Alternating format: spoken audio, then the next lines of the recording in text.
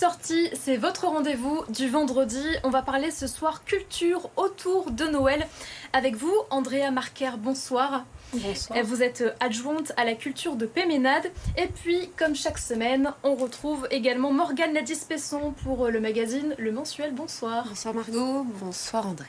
Bonsoir à tous. On va commencer directement avec l'interview de la semaine. Tu as rencontré l'humoriste Max Boulbil pour parler notamment de son One Man Show plutôt. Ouais. Oui, mais il n'est pas contrariant, hein, il ne t'en voudra pas. Max Boulbil revient avec son nouveau spectacle qui s'intitule tout sobrement Maximilien, c'est son vrai prénom, il l'assume. On l'a rencontré au théâtre de la Cité de Nice, il sera. Alors, entre-temps, entre le moment où j'avais décidé de parler de lui et le moment où j'en parle, ça s'est pas mal rempli, voire même c'est peut-être complet, le 8 décembre aux Arts du Rire du Broc. Mais j'ai une solution de repli au théâtre Antéa d'Antibes le 13 février, juste avant la Saint-Valentin, lui qui est d'une âme romantique. Voilà. Alors on va le retrouver aussi au cinéma dans Neuilly-Poissy, Double Foyer. Malgré ça, eh bien, rien ne le détourne de la scène. Il est au théâtre avec Gérard Darmon pendant un petit moment. Là, il revient tout seul avec un nouveau spectacle en chanson et en humour. La grosse différence par rapport à tout ce qu'il nous a proposé jusque-là, c'est que c'est très personnel, d'où le fait qu'il lui donnait son prénom. Donc il nous parle de lui, de ses enfants, parce qu'il a 2 enfants, il a 44 ans. Alors, voilà. Son secret jeunesse, il me l'a donné, je ne peux pas le répéter. Ça commence par un D et c'est pas très légal. Voilà, bon, c'était une blague, bien évidemment. Donc, il nous raconte son quotidien de papa, de mari, de fils aussi d'une auteure de livres pour enfants et de romans, dirons-nous, érotiques. Voilà, c'est vrai, c'est frais, ça fait du bien. C'est juste une petite bulle de légèreté dans notre quotidien et ça fait pas de mal. Ma femme, ça fait 18 ans qu'on est ensemble. 18 ans, vous vous rendez compte, j'ai regardé, normalement 18 ans c'est la peine pour double meurtre avec préméditation.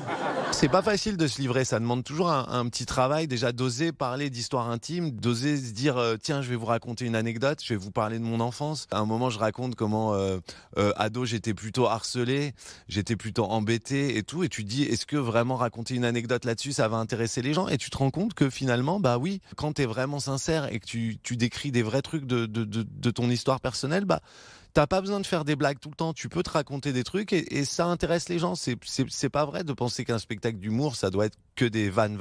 Parfois, j'ouvre un bouquin, j'ouvre le livre de ma mère, je sors des citations du livre de ma mère et ça fait rire les gens, mais c'est de la sincérité, c'est de la vérité. Ma mère veut pas que je le lise sur scène, il faut le savoir, mais c'est ça qui est drôle. Elle m'a dit, tu dis pas ça, parce que ça va pas faire rire les gens. J'ai dit, maman, c'est le meilleur moment du spectacle, les gens ils sont hilars.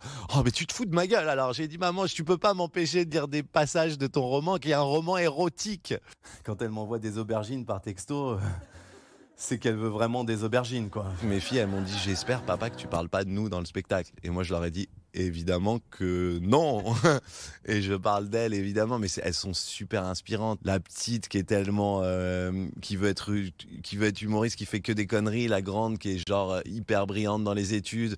Comment veux-tu que ça soit pas inspirant? C'est des personnages autour de moi. C'est vrai que je pourrais faire 1h30 juste sur mes filles, tellement elles sont différentes, tellement elles sont différentes de moi, déjà parce qu'elles sont très intelligentes, tout leur maman exactement, mais c'est une source inépuisable. Elles sont à l'école, donc tout d'un coup tu as un nouvel univers qui s'ouvre à toi avec les parents d'élèves. Moi je suis dans une école où ils sont tous très bobos. Les 1,7% qui ont voté à Hidalgo, ils sont dans mon école, c'est les parents d'élèves de mon école. Les anniversaires pour enfants, les couchers, ce qu'ils te racontent, leurs débriefs, leur façon de voir la vie, leur point de vue, c'est hyper inspirant. Ouais. Il faut prendre du recul par rapport aux choses.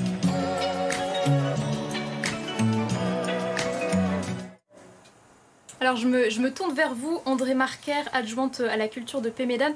Pas mal de choses qui vont se passer, surtout pendant ces fêtes de fin d'année, à commencer par du gospel avec Sister Grace. Exactement, oui, alors tout un week-end consacré à Noël, et on commence effectivement par un concert de gospel avec Julie Grace, Sister Grace. J'ai entendu qu'elle avait une voix en tout cas admirable. Elle a une voix, un punch, franchement elle fait vivre. J'ai presque la même. Presque la même. presque a toute son importance. Oui, exactement. Sauf à 18h, à l'église Saint-Roch. Nous l'accueillons à l'église, dans le cadre de l'église Saint-Roch. Elle est déjà venue à Péménade, mais c'est la première fois qu'on l'accueillera dans le cœur de l'église, parce que la dernière fois, c'était pas possible pour des raisons de Covid. Voilà. Donc, on est vraiment très, très content de l'accueillir. Avec un pianiste et un contrebassiste. Exactement, voilà, le 8 décembre. tout à fait. Et elle est une personne très attachante qui donne énormément de sa personne. C'est vraiment super. Alors le 9 décembre, on peut retrouver également Recherche Père Noël désespérément. C'est une histoire droite et poétique réalisée par Sylvia Scantamburlo de la compagnie niçoise Miranda. J'espère que j'ai bien prononcé. Oui, la compagnie Miranda, c'était bien prononcé. Scantamburlo aussi, c'était parfait. Oui, donc c'est Recherche Père Noël désespérément qui est une pièce désespérément drôle. Je l'ai vue, donc je sais de quoi je parle. Elle est purement désopilante. Donc on a une reine qui est déterminée à anéantir l'esprit joyeux et festif de Noël. C'est moche, ça. Complètement. Elle n'est pas sympa. Elle n'est pas sympa, mais ça ne va pas se passer comme ça. L'entrée est libre aussi. Oui, l'entrée est libre. Alors bon, c'est un petit peu complet, mais on ne sait jamais. Vous pouvez toujours tenter votre chance si vous voulez encore avoir de la place. S'il y a des désistements de dernière minute, c'est possible aussi. Et le Père Noël arrivera en fin de représentation pour de vrai. Bien entendu. Un goûter. Avec un goûter. Alors vous proposez aussi des ateliers créatifs à la salle des fêtes. Ce sera quand ? Alors ça, c'est la journée du samedi, donc ce sera la salle des fêtes à partir de 10h, de 10h à midi et demi et de 13h30 jusqu'à 16h. C'est pour les enfants, mais pas que. Donc ce sont des ateliers qui sont tenus par des associations de parents d'élèves, une association d'assistantes maternelles également, le service scolaire, donc possibilité de faire des créations tout à fait originales d'origami, des cartes de vœux, de la pâte à sel, voilà, tout ce genre de choses pour préparer Noël et décorer la maison, c'est super sympa. Ce sont des ateliers qui sont très très très courus depuis de nombreuses années. Et le lendemain, le dimanche 10 décembre, à la Pinette d'Audet, là on a un véritable village de Noël qui va prendre vie. Donc autant pour les petits que pour les grands. Par exemple, les grands qui veulent du vin chaud, du chocolat des sucreries, tout ça, des gaufres, il y a tout ça. Exactement. Et puis de quoi faire des cadeaux. De quoi faire des cadeaux, c'est le but aussi. Et puis pour les enfants, toujours, il y aura un Père Noël aussi qui viendra leur rendre visite. Et puis il y a des manèges qui seront installés, qui seront là sur place, 4 manèges pour les enfants, dont un manège à propulsion parentale. À propulsion parentale, c'est-à-dire exactement. On envoie les parents. Ah oui, d'accord. Ah non, on les fait travailler. On fait travailler les parents. Oui. D'accord. Merci beaucoup, André Marquer. Je rappelle que vous êtes l'adjointe à la culture de Péménade. On passe à l'agenda du week-end avec toi, Morgane.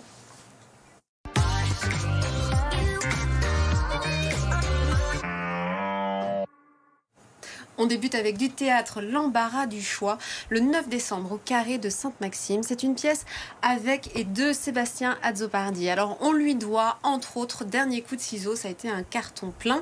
L'idée, c'était de découvrir qui était le meurtrier. Et le meurtrier changeait au fur et à mesure des représentations, parce que c'est le public qui donnait son opinion. Cette fois-ci, c'est toujours une comédie interactive, mais c'est Max qui va fêter ses 35 ans. Ça va être l'heure du bilan pour lui. Il ne sait pas quoi faire de sa vie, il ne sait pas prendre de décision. Il ne sait pas s'il doit se marier, avoir un enfant, quel job choisir. Donc qu'est-ce qu'il fait ? Il demande le vote du public. On poursuit avec du spectacle, machine de cirque. Donc là, on a 6 acrobates du 6 au 8 décembre au TNN, donc au Théâtre National de Nice, à la Cuisine, près du Palais Nicaïa. Alors là, ils sont 6 naufragés. Ils vont avoir une seule idée en tête, c'est retrouver la civilisation. Le problème, c'est qu'ils sont très tête en l'air, ces 6-là, et ils perdent sans cesse de vue leur objectif premier. Donc comme ça n'a l'air de rien, mais leurs pitreries sont vraiment incroyables de vivacité, de technicité et de précision. On poursuit avec un concert à ne pas rater, bien évidemment, Pascal Obispo. Le 6 décembre au Palais Nicaïa de Nice, il vient fêter ses 30 ans, l'air de rien, de carrière. Ça passe très très vite. On a tous en tête, moi c'est Lucie, Tombée pour elle. Voilà, bon, elles sont toutes magnifiques. Ce qui est bien, c'est qu'il joue ses chansons et celles qu'il a composées pour les autres, parce qu'il a écrit pour Johnny Hallyday, pour Zazie et pour un paquet d'autres. Et je tiens à souligner, si vous ne connaissez pas encore son application, c'est Obispo All Access, où vous allez pouvoir découvrir tout son travail, dont son dernier album, Le Beau qui pleut, mais aussi du jazz, de la méditation, du flamenco, etc. Sur scène, là, il sera accompagné de 12 musiciens, c'est du vrai pur live. Et je termine très rapidement avec Lecture en fête à Roquebrune, Cap-Martin. Tout ce week-end, c'est gratuit, plus de 80 auteurs seront présents pour des rencontres, des débats, des dédicaces. Il y a entre autres Romain Sardou, Bernard Werber, Macha Merrill, etc. Merci beaucoup, Morgane, pour tous tes bons conseils. On se retrouve la semaine prochaine dans Top Sortie.